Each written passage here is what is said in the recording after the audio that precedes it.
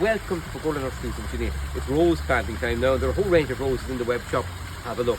But I picked out 7 excellent fragrant roses that will flower non-stop from June until October. The first is Marie Curie. It's a lovely peach, very strongly scented, big full double heads. Next is very popular Charles Darwin, yellow David Austin rose, full head again, about a decent metre high and will spread about 70-80 centimetres across. Pink then in Natasha Richardson's lovely double pink, really strongly scented. June until October flowering as well. Gabriel Oak, another David Austin rose, deep, very deep red, again fragrant. And then with Claire Austin, David Austin rose as well, lovely white, perfect double cup.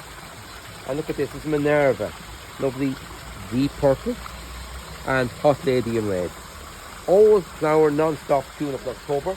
Can be planted from now. Decent sized planting hole. Little bit of super thrive at the bottom, compost and soil on top, and the same back in around. All can be grown in large pots and containers, but I prefer them out in open ground. So all can be planted there. Have a look in the web shop with a full range of roses that are ready for planting from now. Bye for now. Enjoy your garden.